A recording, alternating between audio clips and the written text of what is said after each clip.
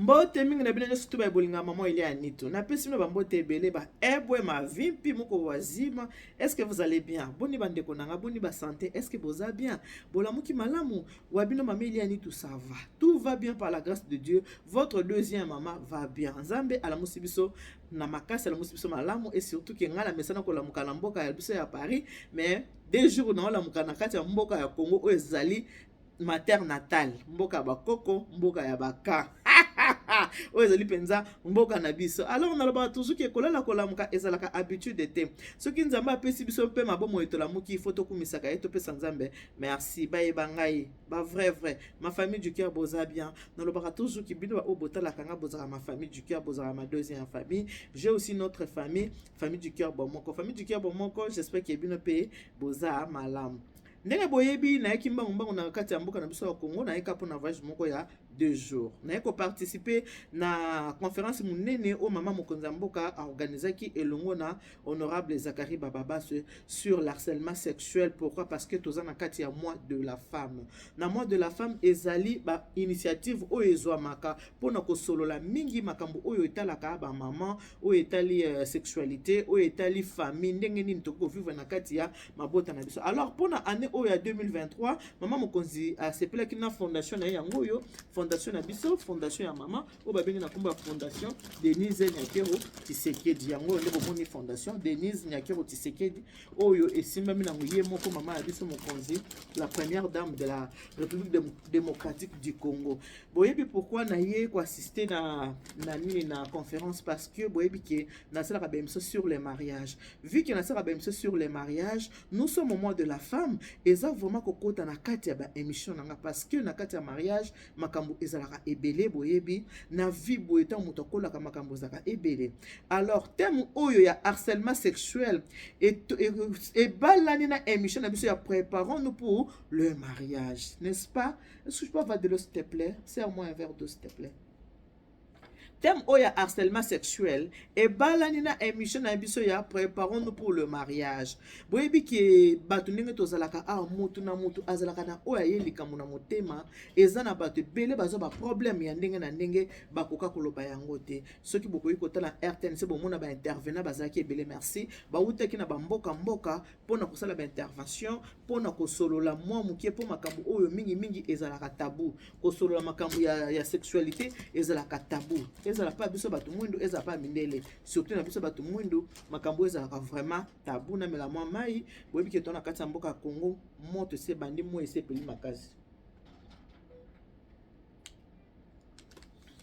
mingi ezalaka tabu eza batu musu bana ndako mabala bayebaki mibali te parce que azoki mobali oyo ya vi na ye mobali moko bo alakisi makambo mokili ya kimwasi na mobali non eza na bato bele baza na bandako ya mabala eza na bato mususu pe babala te badeguta. Pourquoi? Parce que moto liboso oyo alakisaki ye makambo ya Adam na Eve alakisaki te po balinganaki alakisaki peut-être po aviolaki ye yango wana alakisaki makambo mokili ndenge a Eve alakisaki Adam ndenge ni baliaka mbuma na kati ya jardin d'Eden ezali pe na bamibali mosusu oyo ke babebisa basi balakisi mwasi makambo mokili abali ye pete basi mosusu batikali baza dégoûté alingi kobala su te parce que koyeba na ye mibali ya liboso ezalaki na consentement te ezalaki na volonté te mais ezalaki parce que moto asali ye ke ayeba makambo wana na ndenge ya mabe. Alors pona kolobela harcèlement sexuel tokoloba yango mingi surtout tokotala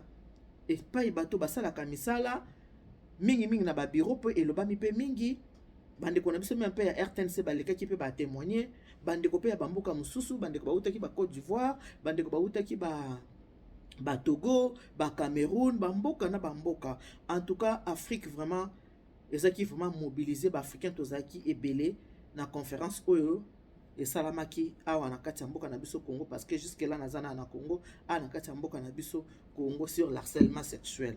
Harcèlement sexuel ezalaka na musala te. Harcèlement sexuel ezalaka pe na ndako mwasi na mobali babalani komona pe mobali aza ko harceler ye tokobanda nanu na niveau na milieu ya travail. Na milieu ya travail harcèlement sexuel eza makasi.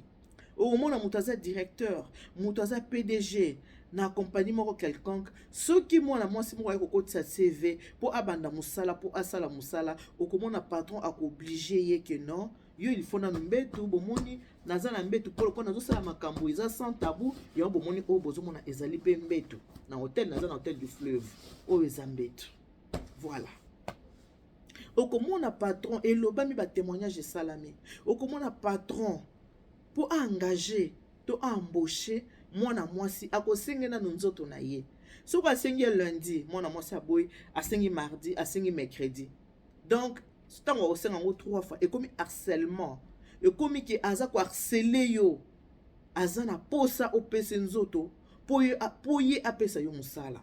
C'est vrai makambo wana eza mingi na kati ya mboka na biso ya Afrique, ça doit cesser. Il faut ici, il faut qu'on en parle.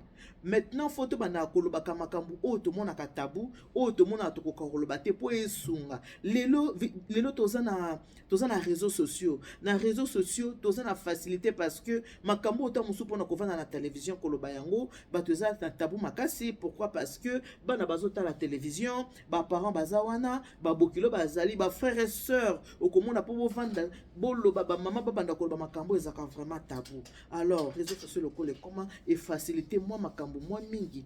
Réseaux sociaux et faciliter makambo ebele. Alors ndenge réseaux sociaux et faciliter makambo ebele et comme qu'on peut ça opportunité ya kolobela makambo o harcèlement sexuel na milieu ya travail surtout en Afrique. Eza vraiment makasi na koloba na Congo eza makasi ya solo to mona aka ki mona mbwa les directeur deuxième femme na yaza nani aza secrétaire na ye okomona mobile aza PDG mwasi na ya mibale to ya misato aza secrétaire. Ce n'est pas parce que basi ona balinga kozala ba deuxième femme, non, ezali harcèlement oyo basalaka bango na milieu na bango ya musala.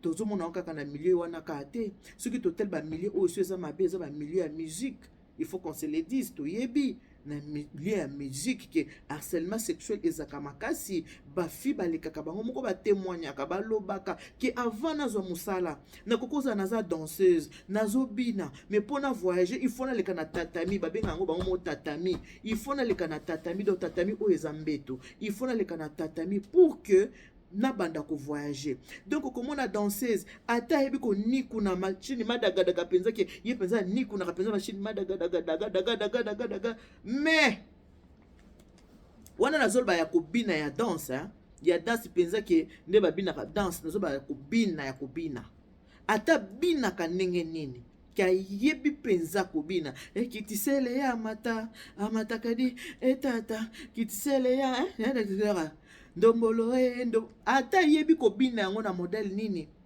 soki apesi nanu nzoto na ye epa ya patron na ye te bakotie jamais na liste ya voyage ako voyager te akozaka local akozaka na kati ya mboka Congo pona nini parce que patron aza na posa azwa nanu nzoto na ye soki patron azwi nzoto na ye wana nde sikoyo bando tie na liste ya voyage po akoka ko voyager akende ba voyage. Donc harcèlement sexuel tout le monde a battu au peu dénoncer ba viol on rappelle que patron azo violé travailleur na ye déjà biloko moko ezaka très tabou pour na kosolola yango. Alors il faut ko banda kosola makambo oyo po e banda kosila lelo oyo ba téléphone ezali soko moni na musala patron na yo aza ko harceler yo eloko kosala ta bozo so na ye enregistré. Ceux qui ont enregistré au même dans l'État, l'État a toujours preuve. L'État a le cognon sur ce qui est fondé moto. Est-ce que vous avez des preuves? Il faut ça la preuve pour na comme ma moto na mis sur l'État. Ceux qui ont la preuve na yo, soit ba voice, soit ba vidéo, au koki kokende comme ma moto pas l'État. Et puis to yebi biso ce qui na ba mboka mingi Afrique. Balobi mutu mbongo asambaka na mobola te ezalaka pasi mingi po bapesa mobola raison na likambo oyo aza nango mais soki oza na bapreuve na yo bapreuve ekosala nini ekosamba na place na yo yango toza kolobela ko harceler bato bana basi na musala eza makasi partout na ba société nyonso. Bon tovandi na mboka poto soki ezali tokokola bateke ezali te ezali mais eza moke parce que mundela bangaka baakize na makambo ya sexualité, mundela bangaka baakize na makambo ya harcèlement, mundela bangaka baakize na makambo ya baviol. Biloko wana mundela banga yango makasi yango bazaka na un peu de retenue na poto po kende koza musala. En tout cas surtout na biso bato mwindu boye okende koluka musala na poto po vraiment mokonzi ayebisa yo ke non yo folongo na bama peso musala. En tout cas bandeko bovandaka na poto nanga soki tembe soki vraiment komela bino bochata na commentaire bobisa ki te mameli ya nitu ngai patron nanga harcelanga. En tout cas na poto peut-être mundela ko harceler muninga na ye mundele mais tellement bayebi mibeko ezaka vraiment facile te. Abana ko harceler mutu po pese musala po ndenge toza awa biso ba étranger biso batu mwindo toza na mboka mundele toza vraiment ebele na poto nanu na yoka te mutu aza ko accuser patron non bazo sanga harcèlement sexuel non ezala kapenza te mingi eza makambo ba africain eza makambo na biso na Afrique to moni ba ivoirien ba lobi yango ndeko moko ya béninoise ya lobi ya beta déjà na yembata abi déjà bandaki tellement ko harceler na milieu na ye ya musala asala kinini apeta déjà na ye mbata mais ndenge ka ba ke mobola samba kana mutu ambongo te azalaki na raison mais le col avait levé sa main à DG pour na kobeta DG mbata et retourna que sous contre ye ndenge a expliqué biso na 8 ans ya kosana baninga wana basi tozaki na bango na kasi komona quelques vidéos to vande na bango tozolia toza komela toza ko échanger naza ko échanger na bango toza kosana na bango parce que ba délégation wana e utaki de partout ba utaki Cameroun ba utaki Côte d'Ivoire ba utaki Sénégal ba utaki Mali ba utaki partout donc congolaise ya diaspora ezalaki kanga moko na utaki na France. Donc toza na bango elongo eska tozo vanda toza na bango elongo donc nazoki vraiment temps ya ko échanger na bango ndeko moko ebisinga lobi ya ivoirien abi nga nazo harcèlement et pas ya ami l'ami de mon papa abi camarade ya papa na ye ndenge ezalaka ke mwana 6 classe bon kende pa moninga nanga aza déjà PDG quelque part apeso musala alobi mama okende lelo boye asimbi kota nyonyo.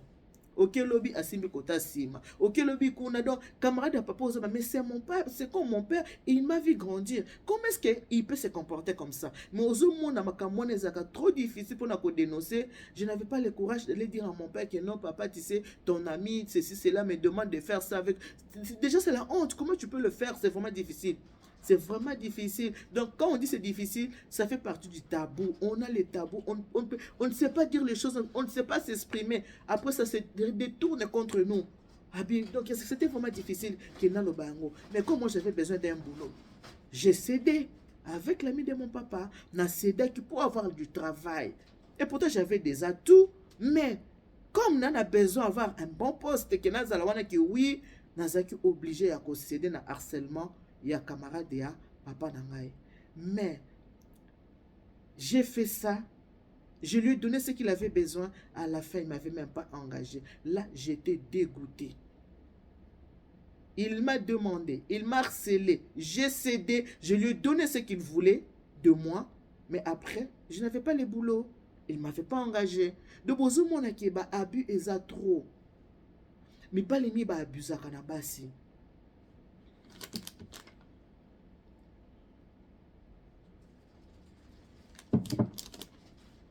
Mibali mingi ba abusaka na basi ba souffraka mingi soki eza na bato ba souffra na sa ya moi oyo eza mingi pasi basi baka na pasi makasi basi ba souffra makasi milieu na surtout ya musala ba domaine nyonso surtout tokoloba na bamboka na biso na Afrique parce que na poto soki oza na CV ok okoti CV na yo bakobenga yo kendo sa musala mais na Afrique c'est tout le contraire ba mama ya ba RTNC ba lobby ba pesi ba témoignage mais ba lobby qui na époque na bango makamwa nezalaka te ba bande ko faire quoi ba frères et sœurs il y avait l'amour qui régnait mais ya lelo oyo na ba chaîne oyo sika lelo en tout cas eza lokola bango na tango na bango te soko oza na posa okende kotala biloko na nyonso okokende na RTNC okende kokuta makamwa na surtout elekaki na kati na yebi lokola ezaki en direct na yebi te ba parti mususu ekotaki to ba parti mususu ekotaki te mais après ba conférence nga na 8 ans ya ko échanger na ba mama ya biso ya kala ou bakosala na télévision kosolola sola na bango mpona zomwa mayele ya koya kosala nini ya koya mpe kosolola na bino ndenge naza kosolola na bino awa oke na bamilie ya théâtre c'est pareil na milie ya cinéma ekomona motu soko aza boss aza patron mpo atya yo apesa rôle moko principal il faut asala nini alinga kaka abima na mwana mwasi ya na bana basi ebele lelo bandeko mingi ya basi ya na ndako ya libala harcèlement wana azongo même na frère na ye azongo même na cousin na ye donc pas si vraiment harcèlement sexuel ezaka na bamilie ya mosala te même dans le mariage nga na bakisi même na mariage komwa lelo mwasi na mobali bitumba babundi basali boye boti na chambre aza kobunda kosilika bobi or baweli nini moyebo eloko baweli eza te eza nini okomona ke mobali aza koharcele mwasi sexuellement eza na mobali mosusu soko aza na posa ya mwasi aza na besoin na yo soko oyebisi ke papa na akoka te il faut azwa yango na makasi il faut asala yango na makasi surtout soko abala yo na bala yo na pesela il faut asala yango na makasi aza na douceur wana te ya kolobaki te ndenge nakomosa bona koharcele moninga bango bamonaka wana te mokoyoka te vraiment monake non mwasi na kati ya ndako libala aza koharcele mobali ne sexuellement non ezaka toujours le contraire toujours mibali alors bapapa oyo bozolanda yango bozoyoka makambo oyo il faut esila harcèlement oyo il faut esila tokotikala kaka na harcèlement sexuel te nga na okende même na harcèlement moral eza na bato baharcelaka bato moralement même bacamarade komona moto aza koharcele yo moralement eza na bato komona vandi azosalela bato voice asali voice moko mibale misato mais eza déjà harcèlement moral c'est condamné par la loi okomona moto azosalela moninga na ye voice di voice eza harcèlement soki okoki koporte plainte moto harcelinga baotu na yo asali yo voice combien de fois okoki asali 5 fois babi 3 fois déjà eza harcèlement eya babiloko oyo il faut toyebaka eza très important okoki obenga mpe moninga na telefone soki obengi moninga ayambi yo te seka aza disponible te aza na ntango koyamba yo te koharcele ye te parce que tout le monde n'a pas le moral de faire. Nous ne sommes pas pareils sur la terre. Moutuna moutou azana mental naye, moutuna moutou azana ndenge naye. Même dans les écoles, au komona mwana kendara classe, professeur aza ko harceler mwana, azana posa ke mwana pona peso ba note bien et surtout makamba bongo ele kaka en Afrique.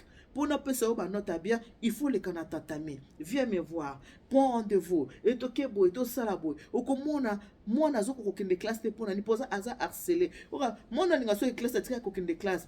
Pourquoi elle ne peut pas en parler? Aza muta ko expliquer te, akoloba likambo yango te, afande nango na motema, eza tabou, eza soni, akokoka koloba yango te mona ka mona kendaka su classe T. Pona nini professeur asa kimisa classe.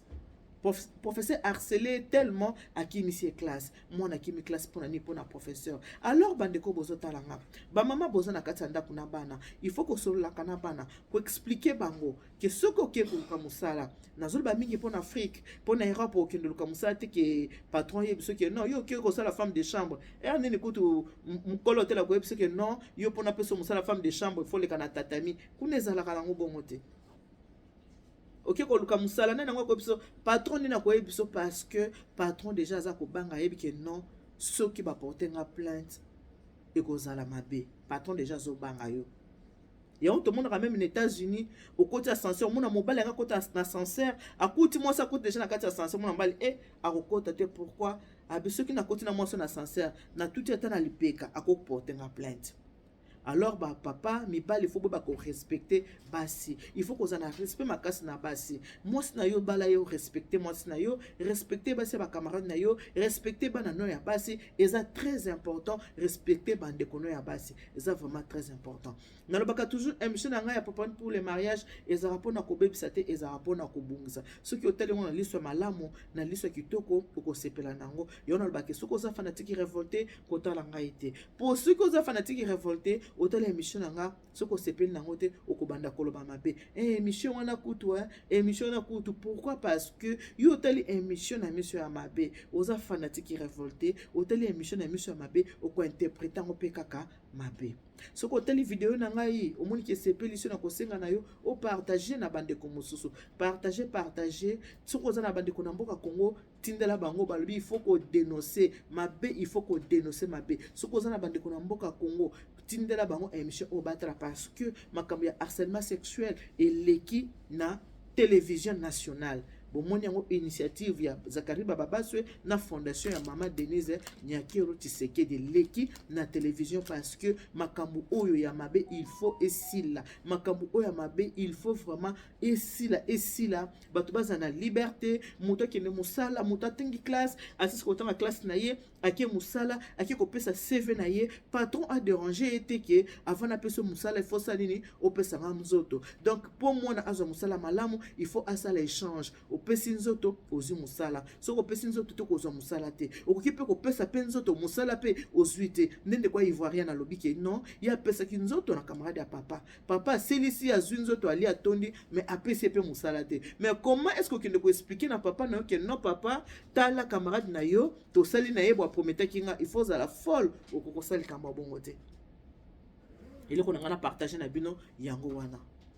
Merci mingi na bino nyonso to ba obo disposaka tant na bino pona kotala maman Elia Nitu to pona koyoka maman Elia Nitu. Merci na bino o nyonso to partager ben émission ya maman Elia Nitu. Ka ndena lobaka, que Dieu vous bénisse. God bless you.